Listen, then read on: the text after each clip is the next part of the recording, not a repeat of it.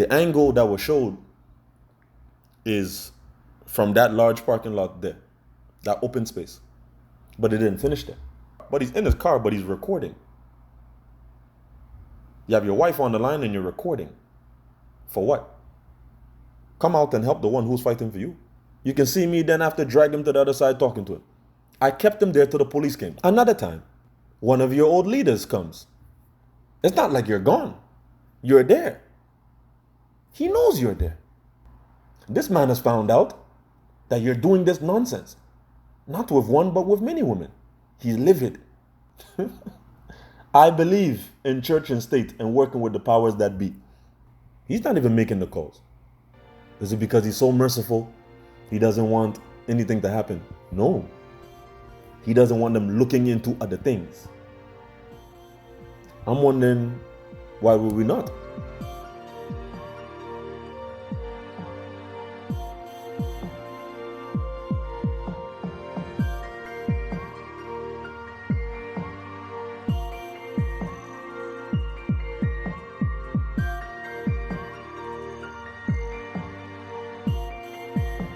God bless you. I hope that you are well and your family and your loved ones are doing amazing. This is your servant, Minister Isaac Apong, and I'm excited to get back to you as always. Find time in my day and your day to dialogue, to get into the Word of God, get into things that will clarify and edify. And we want to look at some of the things, as I'm sure you, wherever you live, in whatever country, whatever your religion, you may have heard of some religious challenges, some political challenges. There's, if you ever want to see a divide amongst people, amongst a community, I don't want to say amongst a race, because there's only one race, that's the human race. So I don't believe in races, but amongst, different communities and ethnicities, get into something that has to do with government or politics. The moment you get into there, then you'll find out this side is red, this side is blue. Left wing, right wing. Left wing, right wing, as they say, it's still the same bird. It is still the same structure, still the same institutions, still the same powers that be. So in the book of Romans, the Bible lets us know that we should be mindful, be subject to the powers that be. The Apostle Paul, or the Roman writer, he wasn't saying that you should be subject to the powers that be as if, as a child of God, you were weak. Because those powers that be, they need spiritual people. They need believers. They need our prayers. They need our support. They need our wisdom. They need our guidance. So you being subject to a power doesn't make you weak. It doesn't make you one that is, just bent a knee. Throughout the scripture, we have people, men of God, powerful ones, whether it's Elijah calling down fire, or Daniel not being able to be consumed by lions and the dead, or the Apostle John who was left for dead on an island. It don't matter all the amazing feats that you hear about. All of these servants of God, you will see continuously that they had an understanding of the powers that be. So we have a challenge now. The challenge is, many believe that spirituality is the only prerequisite. It is the only need. It is something that would like triumph any other skill, talent, ability, knowledge. That once someone is spiritual, then that's it. It doesn't matter if that person went to school or not. He's spiritual.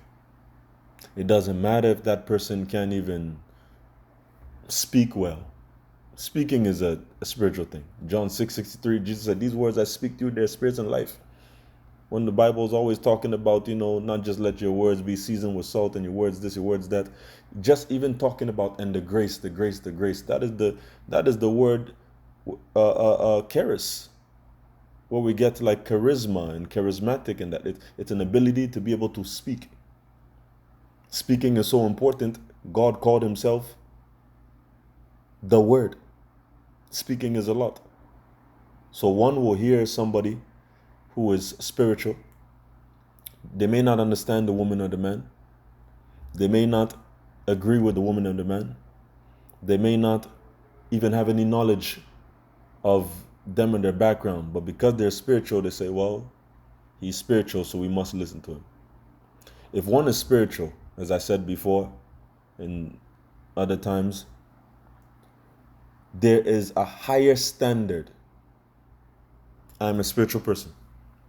So for a spiritual person, the standard is actually higher, not lower. For a spiritual person, that you must be able to do this, this, and this.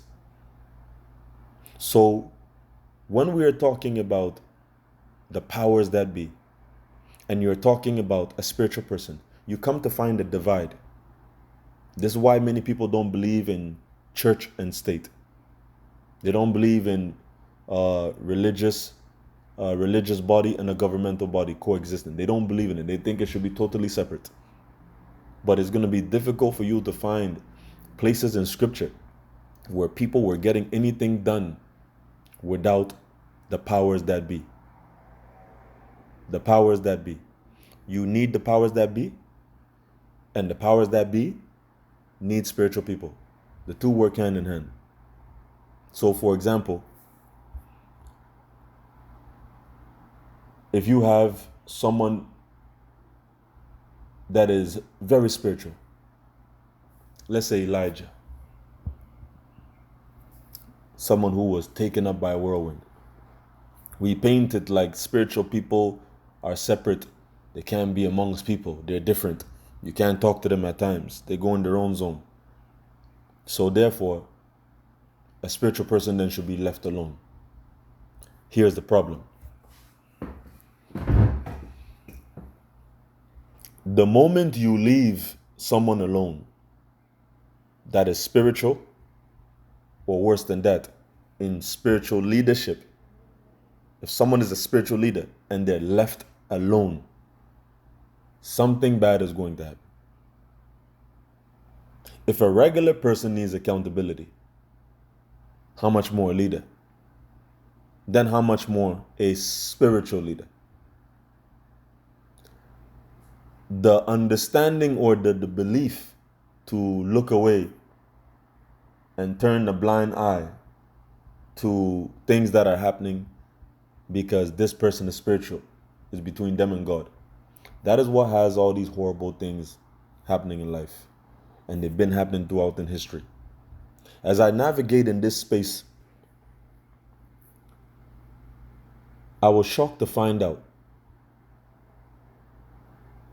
that one of the biggest mass murderers in the US, if not the biggest, I believe, was a pastor.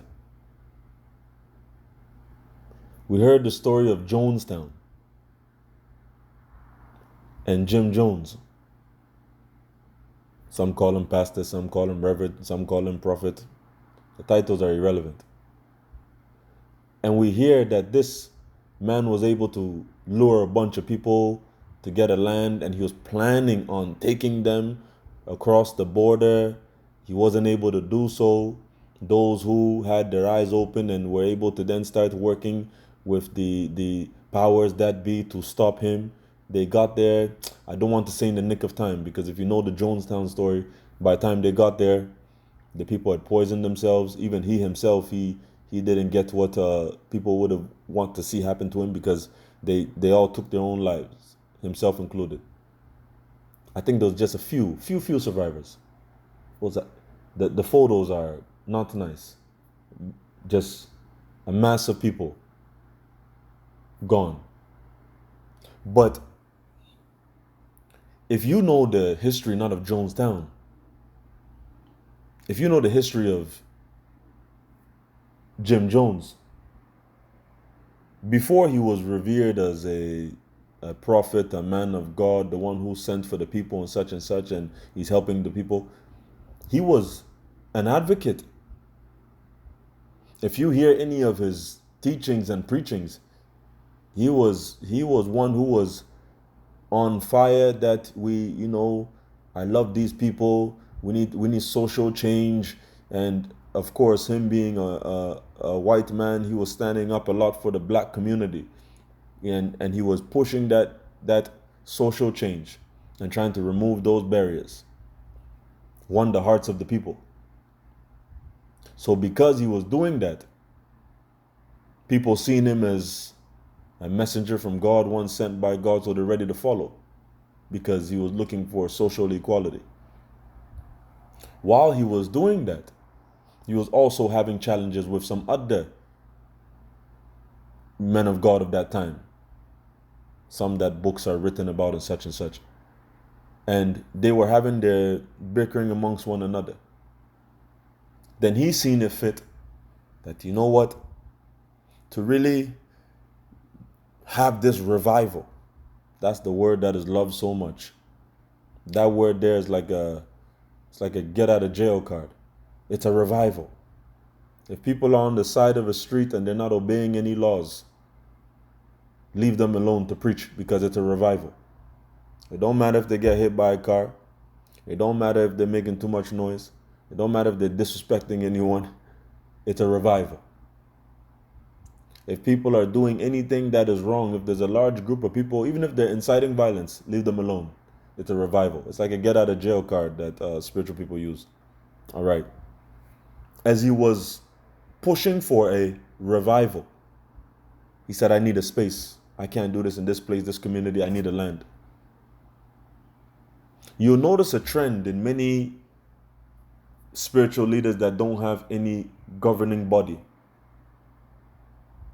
no accountability. You'll notice a trend if you watch any of cult shows and documentaries and books and biographies and autobiographies. You'll notice that they always like to pull people away. There's a certain group in here in the GTHA, I won't mention, and my old barber, he was, is he still? I don't think so. He stepped away. He was an officer. So, especially during COVID time, when we all know what happened in 2020, a lot of people were at home and things was going on. He was having some challenges in the region that he was working in 2020, when everything happened with George Floyd and all of that. It was a lot of things going on. So on the side, he would cut hair and he does that grooming work. So we would speak. And during that time when mobile barber services in effect, because all stores are closed. So when I go to his house, we talk, and he was letting me know about one of the groups. I said, yes, I know that group. I know one of the leaders there and an important person there. He said, do you know that there was a situation? One of the young men, they went and I think they stole the father's car, and either they went out for a joyride or something like that, and him and his friends were just thinking that the parents are elders, so they don't know what's going on. They were doing some just nonsense. So when the police were called, because first the father didn't know that it was the son doing it and having his friends come to do that. So he called the police. When he figured out that it was his son doing it, he told the police, please, you know what? You guys can step back. We will handle it. So the officers are like, what? And said that if we need you, then we'll call you back. But we will handle it amongst ourselves. The elders will speak and that we will handle it. That's how those officers left it. It sounds good. At first, it sounded good. That, whoa, they respect the community. They respect the leaders, the elders and such. So, they allow them to figure it out or govern themselves. Then I said, no, actually, As I was looking at some things, I said, that's not good. Because for that boy to see that his father was able to speak to the police, and he was almost going to get in trouble, but then he was let go and such, nothing stopping that boy from doing it again. But also on top of that, the leaders in that community, because they believe they should govern themselves, because in their, I guess, previous country, that is how they rule things, that the police are, they, if we need you, we'll call you. Because they're having that mindset, they feel that we can decide what is an urgent matter and what's not an urgent matter, what's important and what's not important. So what's the point of the officer going to school, going through training, going through different sessions, different scenarios? What's the point of all of that when someone is going to tell you how to do your job? So if I train for something and then it's time for me to perform for what I've been training, and someone who is not in my field comes to me and tells me that's not the way that you do this and do this and do that, why am I just allowing that from someone who, this is not your field, you don't know? You can mean good, but that doesn't mean you know. So at that moment, if it happened once, happened twice, happened a few times, it becomes a regular thing that now they expect that when they call the police, they come. When they shoo off the police, they go. And I said, Ash. And speaking to the officer, I said, you guys, that's a mistake. I said, that's a mistake. When I thought about it, I said, no, that's a mistake. Everyone needs to be watched over.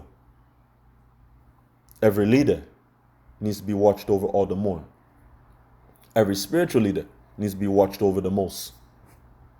We cannot say God watches over them. I am a spiritual leader, so only God watches over me. My family cannot tell me anything. My friends cannot tell me anything. Nobody in my community. If I go, I speak here, I speak there. When I'm done, you don't tell me anything. No. Watching over is important. It keeps away errors. It keeps away errors. So even Elijah, Mr. Call fire down from heaven himself, even Elijah, you can see it in scripture that he was connected to the government, the powers that be. As I mentioned the last time when he was telling that woman that looked like she was in distress, he's like, do you want me to call the king for you? He knows the king. He knows the army commander. Even the other army commander, he's able to prophesy and tell them that this and this is what they're doing. All of it is not because of spirituality. If you read in the text, we're not going to do too much of that today, but if you do your own study, you read in the text that he was a man who knew what was happening in the community. Very well connected. Today, if a pastor decides that they're going to go in community, the community will be happy, but the church will be mad. They'll say, why are you in the community? You should be focusing on the church. When you focus on the church, because they think the church is 4 walls, then the community people don't respect you because we don't know you. We don't see you doing any work out here. The two are needed.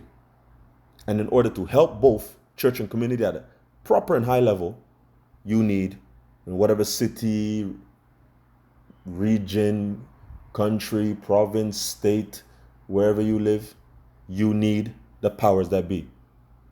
So the Bible says that those people who are there, you think you voted them in. No, they've been appointed by God. Well, I voted for this person and this person came in. Even if you wanted to press this and you pressed that, God allowed it. Will there be evil in the city?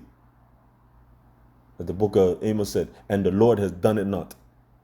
There's no wrong thing that's going to happen and God doesn't know about it. It's an offense to say, where is God? This is what throws off the atheists, and they wonder, but if God knows, why did this happen? Listen. Free will, the free will that God has given to man, is such an amazing thing. But with free will must come accountability. Because God is not going to stop you on everything.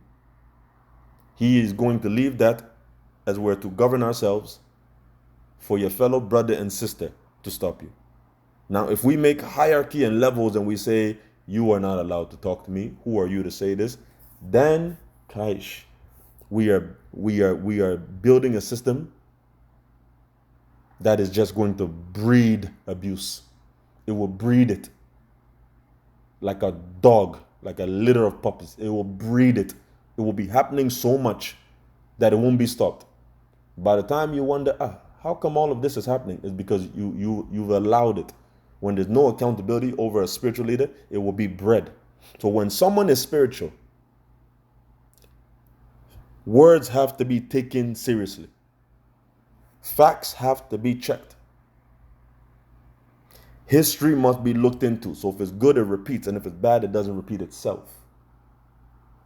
As I said before, transparency is key. I had a clip sent to me.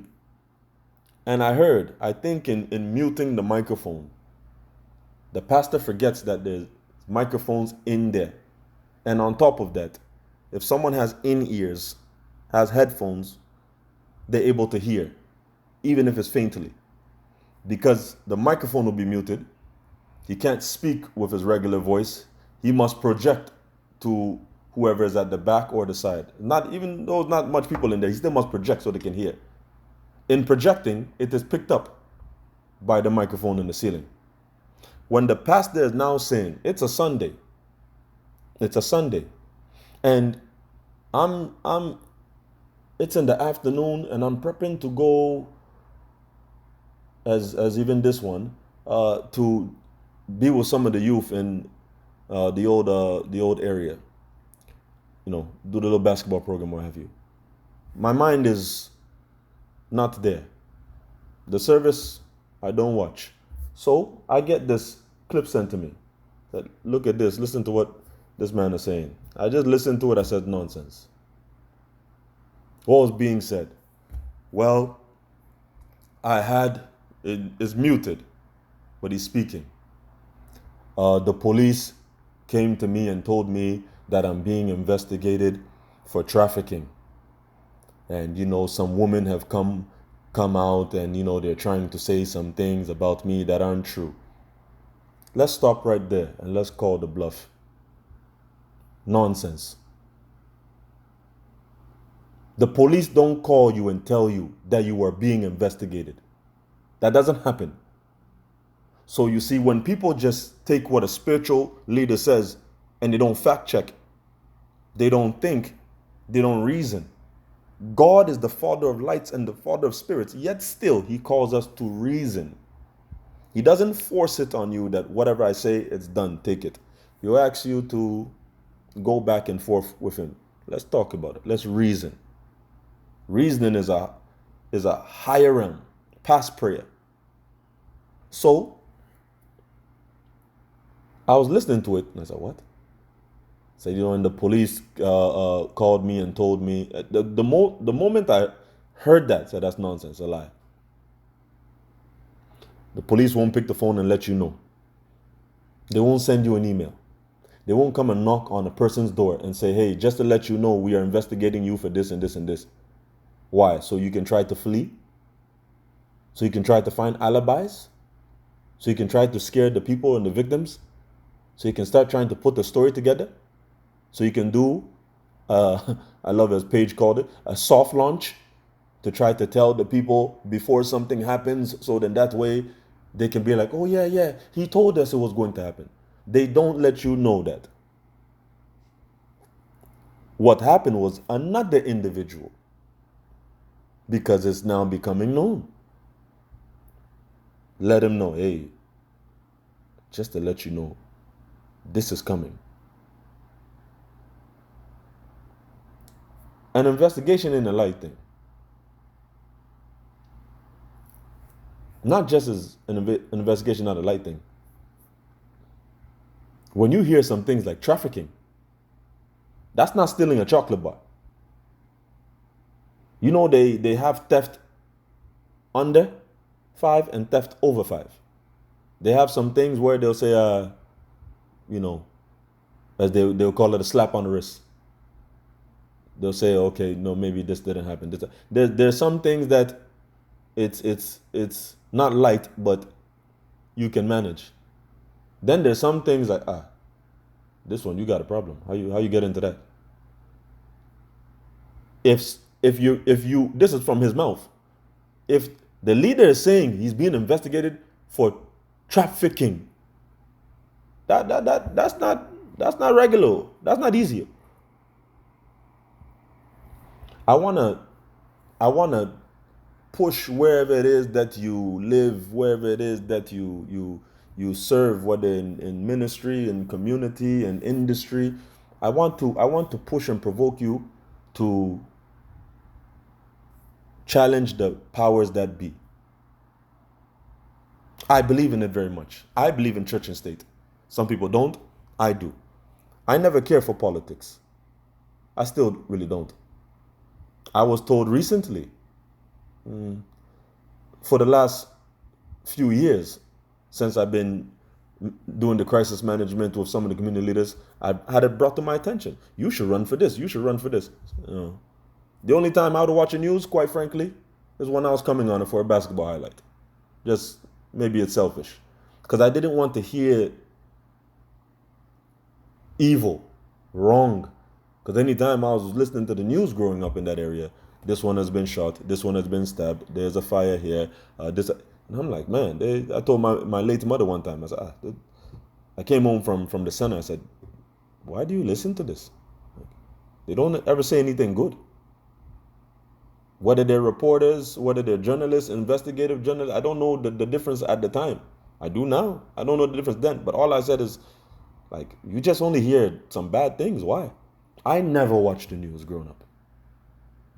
The last prime minister that I knew that we had was John Chrétien. And I remember that man because of his accent and the way that he talked. It was interesting to us. Ask me who the mayor was. Ask me what ward I even lived in, who the councillor, regional. I didn't know none of those things. It wasn't my concern. I'm focused on community, focused on what I'm doing, striving for where I'm going, but I'm not caring about those who would sign off on something, those who will allow us to even play in a place, those who are controlling things behind the scenes. I cared less. So it is only of recent, in the last few years, that it was brought to my attention from the pastor of the church that I was at to some different leaders that you should do this, you are good at this. And I was still saying no. As I sit here today, I have, and I haven't even filled it out. I keep getting reminded every week. I have the envelope, the package brought to me for the candidacy for Vaughan. I would lie to you if I said I even wrote my name on it.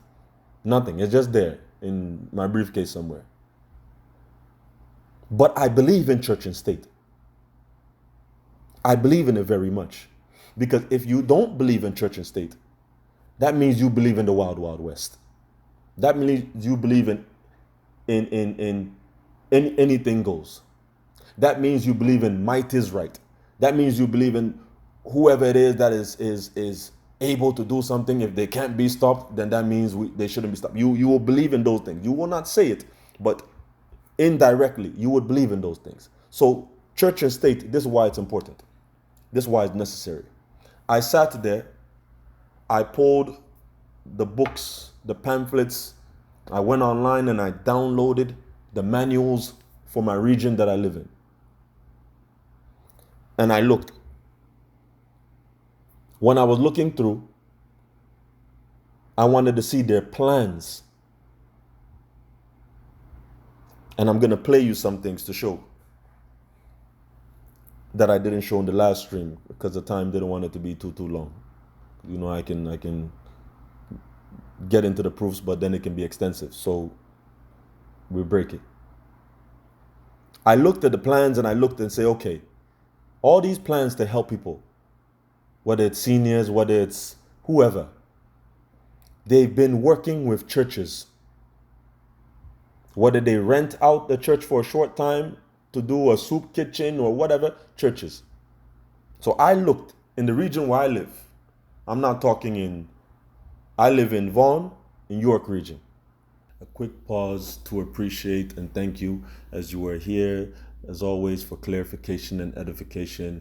I want to thank you for taking the time, and I want to ask you to double check if you're not subscribed.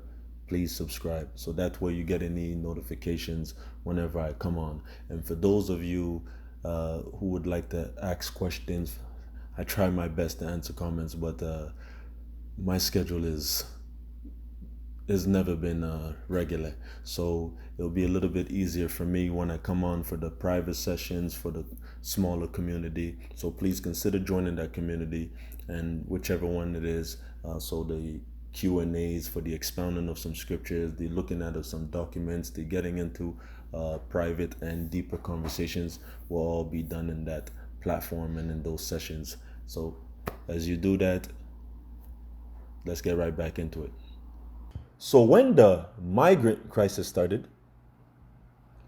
I then made sure that I did my research. So I came to find out, and I said, wait, I know it was always so that sometimes for bad reasons, but in the name of a church, in the name of missionaries, in the name of evangelism, there was always help. I know in the bad sense too, a lot of places were colonized in the name of Christianity. We know that. They were colonized in the name of, hey, we're going there for missionary work. We're going to give you a Bible, then they take your resources. We know this history. We know that some of the first slave ships was even Jesus de Lubeck. We know these things. Imagine you're being taken in chains and you look up and all the first thing you're seeing is Jesus as you're going into this. Imagine. So we know that in the name of Christianity, wrong was done. I do understand that. Some of the directors that had come to the church to speak to me and have meetings about how we can help folks. Two key ones. One, being the director of the program called the HPP program, which I'm going to show you something about to give you some clarity. I brought her to the church. She didn't come inside. Another director who was there to put together a plan to see not just how we can help people in the church and not just black people. Because of course I do believe in helping our people. But as I said, I'm not a racist because I don't believe in races of people. There's one race, the human race. That's what I believe. So black, white, I have different types of people in my family. So I'm fine with that. So when they were speaking about bringing on some of the other ethnicities and communities, I said, yes, why not? But then again, I'm not the leader. So that must be passed to the leader. This is what this person is doing and such. How much they willing to pay as it. We didn't talk about money. They want to know if we can take the people in. Okay, but they should write something down on paper, maybe, let us know how much money first. I said, no, this is not my lane. I know my lane. So I don't know how much certain things cost. I'm not going to go and say numbers I don't know. And I'm not going to talk about things I haven't read upon, researched, or spoken to people in that field. So I said, I don't know, quite frankly. So, okay, well, talk to them and see. When they bring up, how much money they want to give the church to do this, then, we will see. I said, I don't think it works like that. I think in good faith, we should help some of the people, take in some of the people, and then they'll see that we are doing the work. Not just have they heard of what I'm doing with this group of the Africans, but they'll see that it's not an African thing, that is willing to help the people. Just let them give us a price first. That rubbed the lady wrong. So, nothing happened. The lady came on the property, wouldn't go into the building. Like the other director, she had bad experiences. Because she's also part of another community. The other one is part of another community. So they, I don't know all the alphabet and acronyms. I'm not gonna try to say it. So they're part of another community. So they just they've had their challenges with churches. No problem. Maybe with pastors. No problem. You don't have to be a Christian by force because I seen you. The Holy Spirit will touch and convict.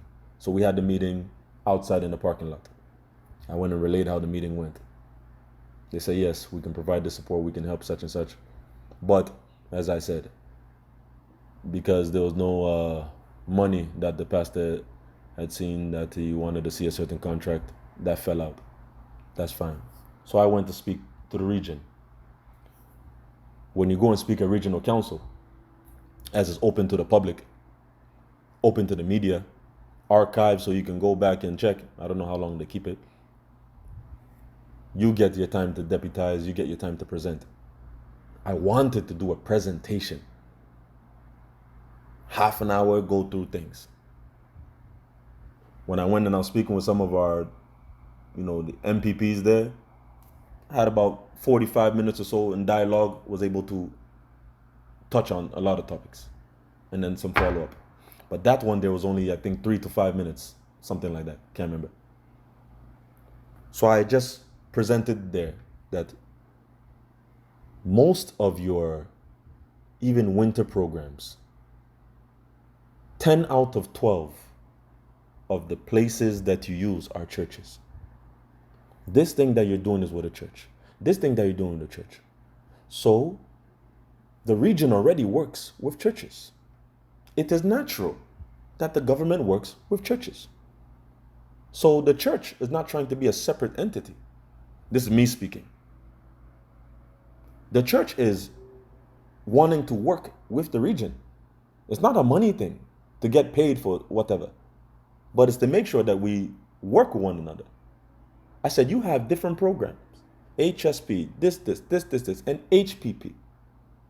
Your HPP program is being run out of Salvation Army and Northridge Church. After I presented these things at council and they received the deputation, okay. 2 days later, when you went on the site, it was down. I took my screenshots. When you called the phone number, it was down. It was after my deputation that York Region took over the homelessness prevention program. After my deputation, I invited them to come in and oversee that program.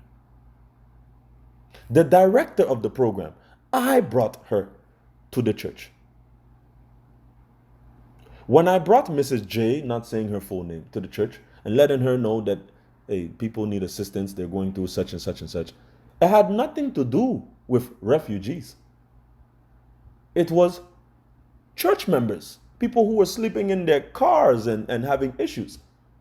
You're finishing a service on a Friday all night, which will finish 2, 3 o'clock, 1:30 if it's early, and you're driving out, but you're seeing that auntie still sleeping in her car.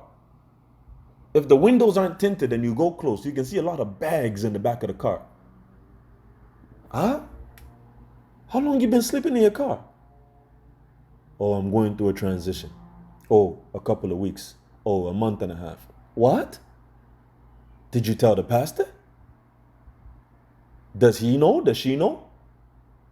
Did they not write you a check? This is where accountability must come into play. This is where a church doesn't and should not, a ministry, should not govern itself. This is why you have to have an accountant. Accountants, if it is necessary. This is why there must be audits. This is why there must be reports, quarterly or annually, whichever. Monthly, it don't matter. This is why there must be transparency.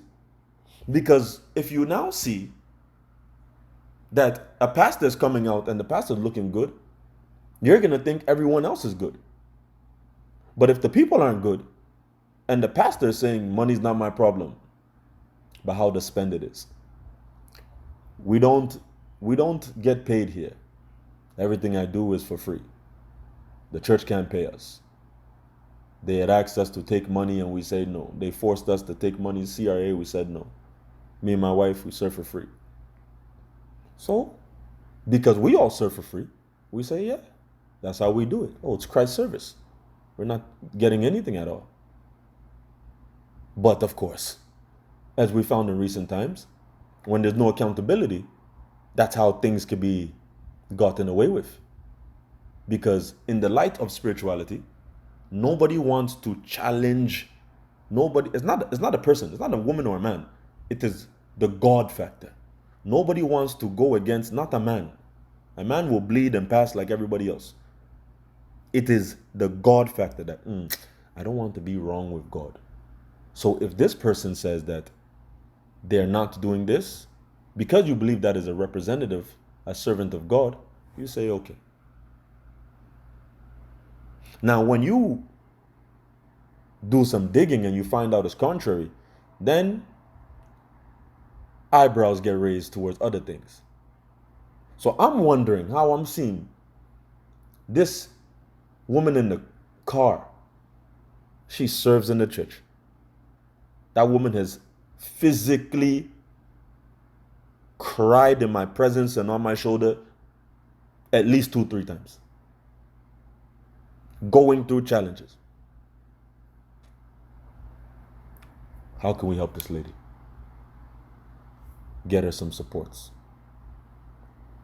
That shouldn't be my doing. It should be the doing of the leadership of the church and the powers that be.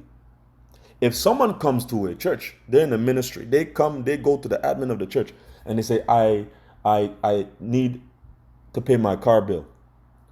It should be paid by the ministry. Rent, it should be paid by the ministry. Groceries, it should be paid by the ministry. It shouldn't be announced, we paid for her groceries. You be quiet and you paid. Why? Because that money she's been given and given and given and given. If one day now, this woman needs groceries, you don't need to announce, I gave her groceries. She's been given and given and given. You giving back a couple $100 for groceries is nothing. Who deposits in the bank and then never expects to withdraw? Who will invest and never expect a harvest? How is that possible? So when we're looking at the reasons of why you should work church and state together, work with the powers that be so things are done properly, I led by example. I invited the region. The HPP program was governed by the Salvation Army of Norfolk Church. I asked for York Region to step in. 2 days later, website down, numbers changed. Then it took a process, I don't know, about a week or so.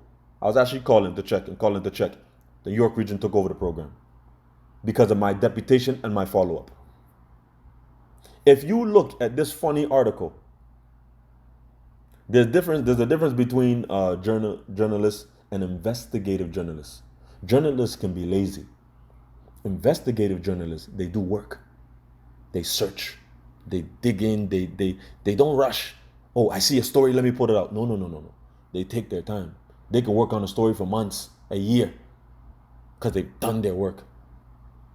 If you look in this so-called report, they said that they believe, allegedly, it is a pastor that is the head of all of this. Pastor being me. Wow. That's your conclusion? So when you're hearing the pastor saying that the police called me, that they're investigating me for trafficking and other things, the police don't call you and tell you that. That's a lie. And for you to be investigated and it's starting, that's not the same as someone lying and giving reports and it's concluded. Not the same. Recently, a good man, our police chief has retired just in June. A new one is coming. Some of you may have seen our police chief, the internet. They were trolling him a little bit and comparing him to the, I think it was a Florida sheriff, if I'm not mistaken. Maybe Texas or Florida. I think Florida. And they did like a half and half, like, oh, this is how it is in Canada, this is how it is in America. And they say, oh, look at this. They're laughing. That is our chief. Okay, good man. Don't laugh at him. I got an invite from a certain person that, would you like to speak with the police chief about some of this stuff? And I said, nah, I'm good. Why? Because no need. Why did I invite the region to look into the program? Let's listen to it first. We are asking that the perspective and the view of those who want to help, those who are coming out of the church, will be really looked at keenly. As it stands right now, even within the winter plans of the region, 10 out of the 12 locations are churches. When you look at the code program, the places that provide the community meals, and that, it is maybe about 4 locations that the region has. Sometimes Monday this place is open, sometimes Tuesday this place is open, and they're doing their best. But I repeat, 10 out of the 12 locations are churches. The Housing Stability Program and the HPP, the Homelessness Prevention Program, that are doing such a wonderful job in assisting the people in the region, it's being operated and out of the church, Norfolk Church, the Salvation Army. 11,000 or so asylum seekers that have been shifted, gone to different municipalities. I'd mentioned it the last time and I say it again. Central Intake at that moment had 23 people outside. It was 99 outside of the PO, and York Region had 0. And I said we have to be quite careful because there's going to be bad news as the winter's coming.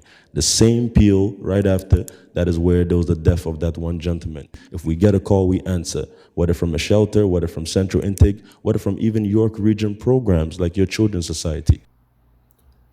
So why am I asking them to step in? Why am I asking for us to work with the church, partner with the church? I am not one for pushing back and keeping the powers that be away. Why? Any and every time that the police or any uniformed men, no, let me not say any uniformed men, because there's been a few others that I didn't know about, but just the police. And one time my firefighter, the firefighter brotherhood. But anytime the police have come to the church that I was at for any event to support, it's because I brought them. If I think there's something to hide, why would I call police? There was a video that was shown of the pastor being attacked. And the pastor, on the day of, he was very grateful. But now, a year and a half or whatever, 2 years after, he was spinning it. I'm scared for my life. Isaac was trying to attack me. You forgot. While you were hiding in your car, afraid of that child. I called him a child because he wasn't a big man at all. He was a man, but a tiny man. While you were hiding in your car, afraid to come out of your car. The same pastor that when someone came to your door and your gate, you were there hitting and striking the man. That energy wasn't there when now you seen that tiny man coming with aggression to you. Let's forget the fact that there was 2, 3, 4 men that were standing there being useless. Let's forget that fact. But the pastor himself, you go to the gym, you should be in some shape. And then on the other side, spiritually, if you make a decree, you will finish a person. So whether gym or whether decree, I don't understand. I was confused why he was stuck in the car and hiding behind, putting up the window slowly. I don't understand. What threw me off even a little bit more is because that day we were having a meeting with the region about helping the refugees. He said he was going to go because he had to go and pick his children or what have you. So I even thought Oh, he went to pick his children, but there was no children in the car. Maybe he dropped them off. I don't know. Maybe he didn't pick them. I don't know. But in my mind, I'm even thinking after, not during the time, after. If you had your children in the car, wouldn't you even be more of a hero? You can't even try a woman if she'll go in mama bear mode. If you do any fight or flight will kick in and adrenaline will have her throw you through a wall. And you're telling me that this is the same vehicle you pick up your children in, and the person is coming, trying to pull the door and hit the glass we see in the video, and you couldn't even open the door and hit him? No one is saying run the person over. You can't even hit him with a door. If you can't hit him with a strike, you can't hit him with a door. The angle that was showed is from that large parking lot there, that open space. But it didn't finish there. He drove down. When finally one of the men, being the maintenance man, decided to push back the guy and fight the guy, yet still, with 3 other men there and the pastor himself, they couldn't even subdue the man and keep him down. And he's a small man. Going to the other side, there's another angle. If you read in some of the comments of my other videos, the girl who took that video that you all put outside, I wasn't there. You all put that girl outside. Says she's crazy and called the police on her. I found out after all that. She was typing in my comments. I don't know if she hid it or removed it now.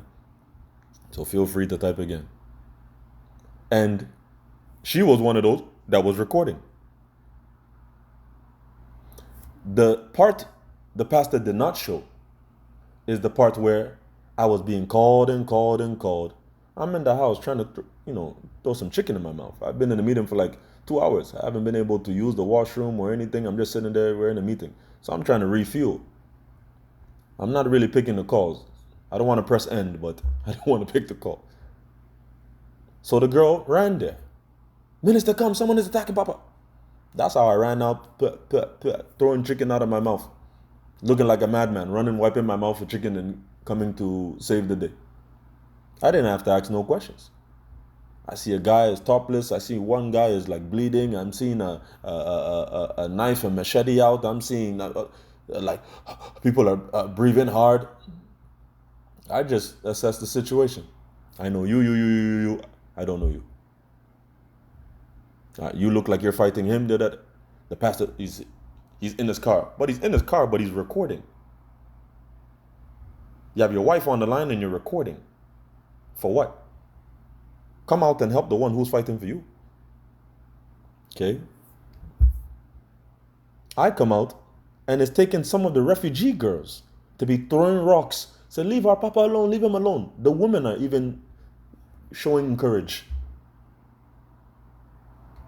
I don't need an introduction. I don't need to ask questions. This is my line of work, is what I do. Safety work is my work.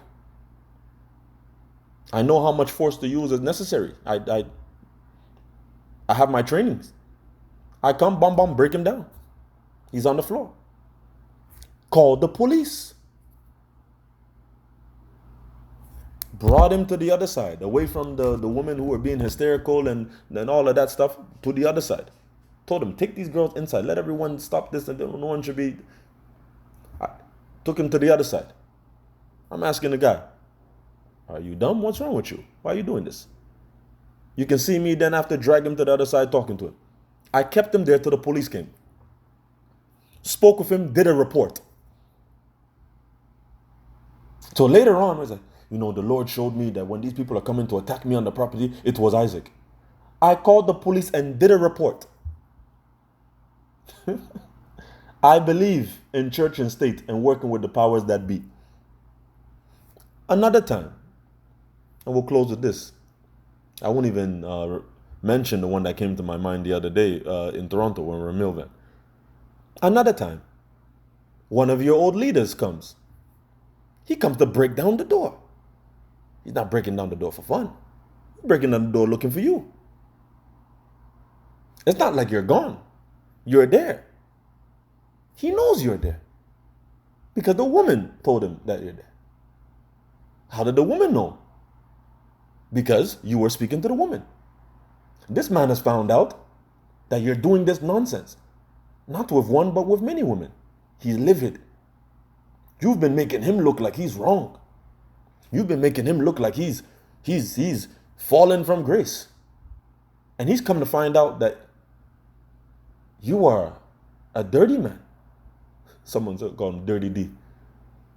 He come to find out that you're in your K Diddy mode. That you are doing this, and you've been doing this with these girls since this age and such, with all this information. And with you letting him know and trying to paint him a certain picture, hey, you shouldn't do this and do that, he lost it. So he came there to have a face-to-face with you. I'm at home. I'm at home with my family. I get a call. Isaac, where are you? Can you come? I left the church already. So I'm thinking, come back, why? Unless something fell from the ceiling and hurt somebody, like I'm thinking, what's the emergency? Why? Can you come back to church? I said, okay. Something happened? Is everything okay? Yeah, come now. So I asked, what type of thing are we looking at? Like, am I coming, for prayer or for no prayer? The latter. Okay. So I come. Jogging pants, whatever I'm wearing, I don't know. I'm not putting on a suit and tie. It's like, I don't know what time, 1 a.m. or something like that. I get there. Door broken. This is unhinged. What happened? Oh, this person broke in. I step in the office, close the door a little bit. I said, who did you say? Said the name of the individual.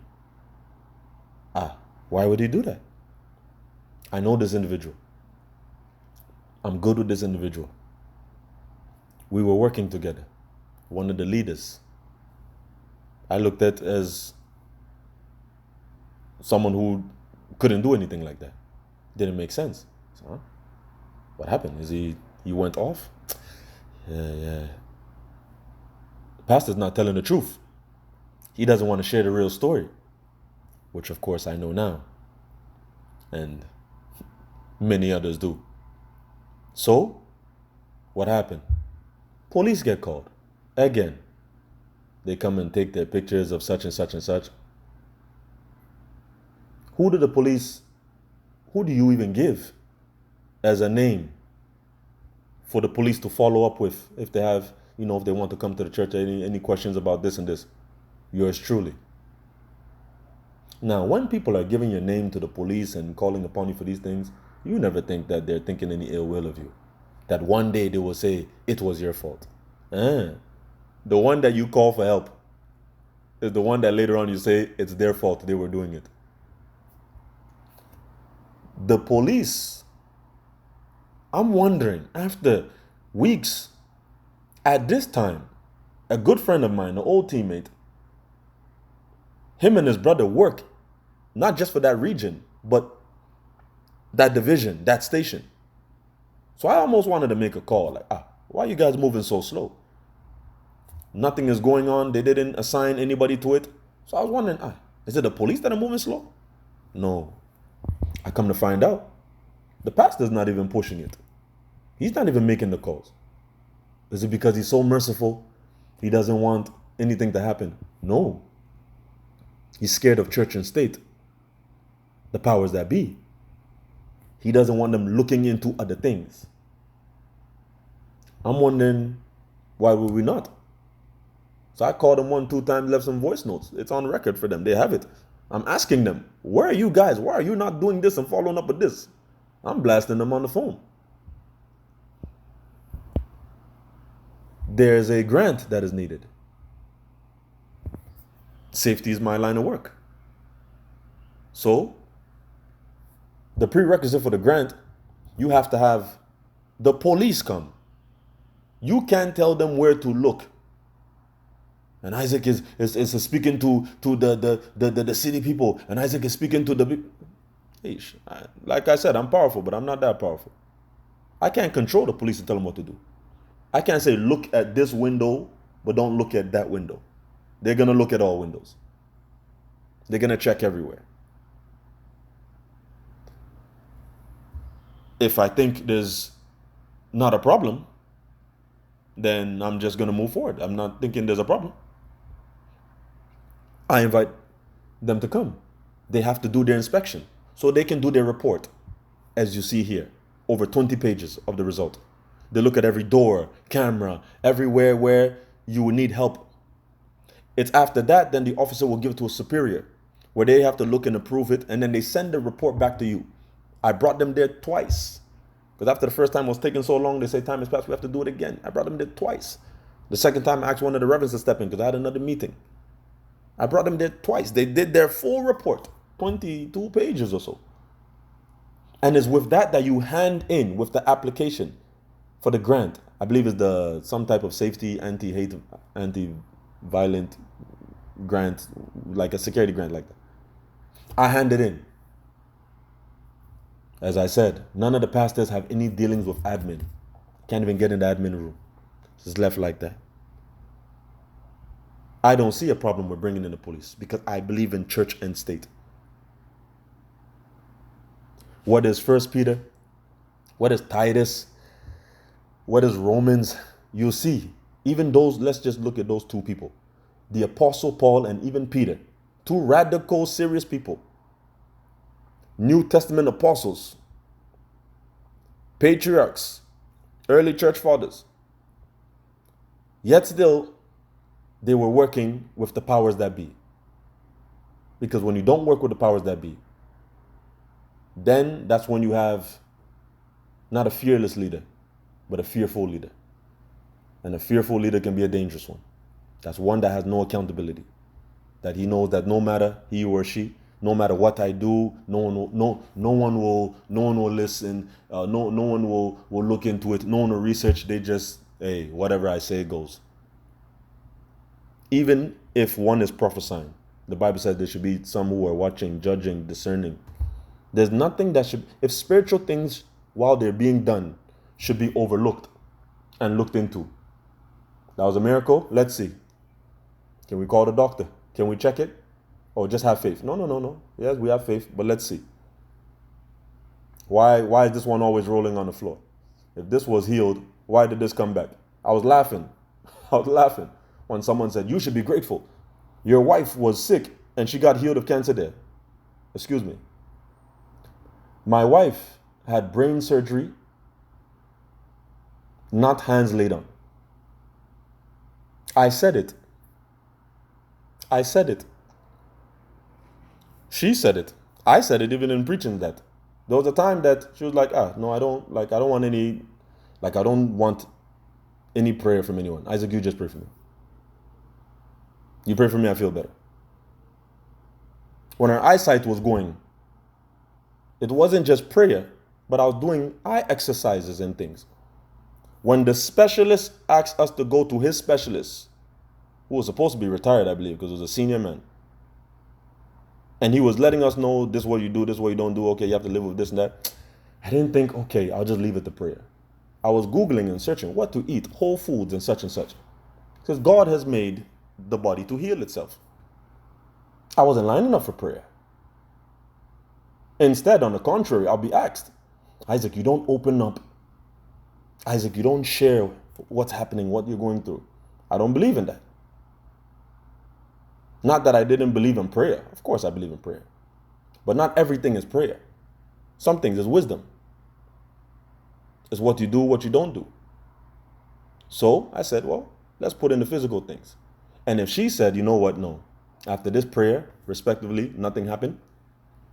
So there's no need of getting more prayer.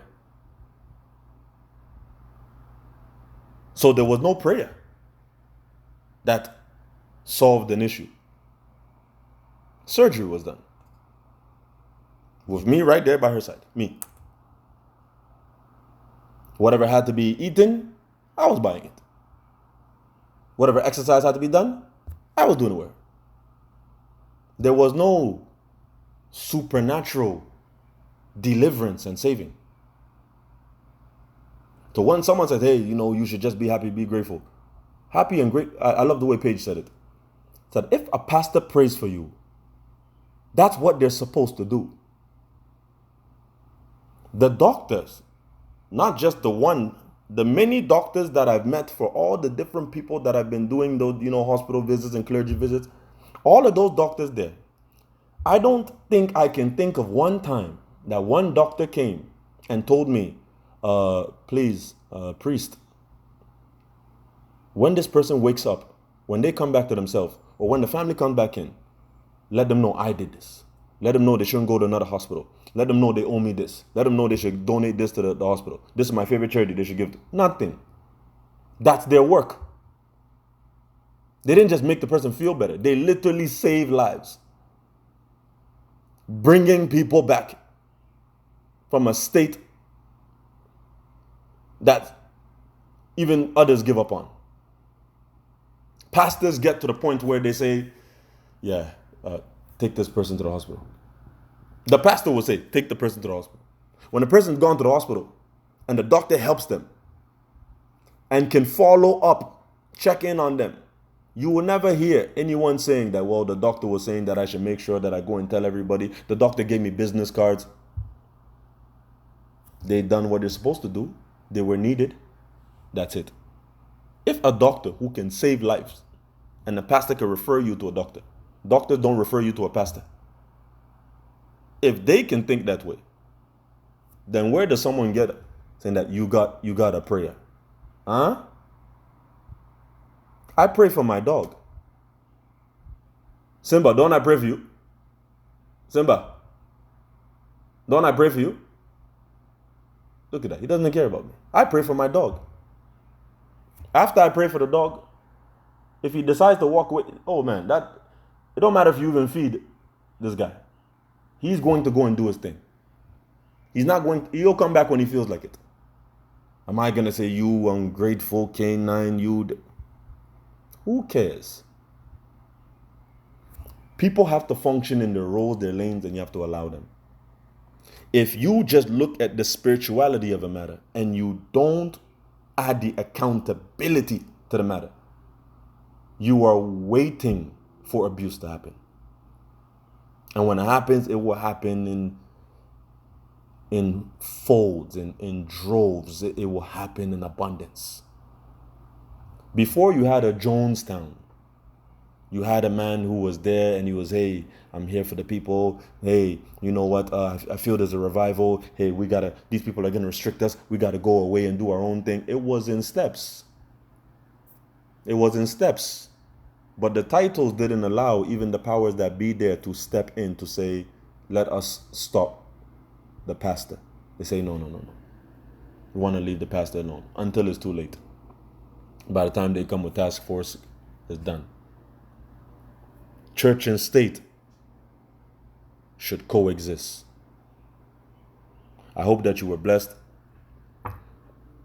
by this. Edification and clarification was given to you by this. As always, when the scriptures, look it up. When it's things, look it up, research. I know in this day and age of quick grabs, it's not as common, but learning is good. So I always like to learn. It is good. Until the next time, as we are expounding in our demonology series, still under the umbrella of our sound doctrine series, we're going to look at things that are going to be a blessing, help your faith, and help you in all the areas that you're in: ministry, industry, community. As always, I hope that you and your family are wonderful. Share, subscribe, put the notification bell on if it's not already, so you can get the alert when your servant comes on. Blessings to your house, and as always, shalom to your home.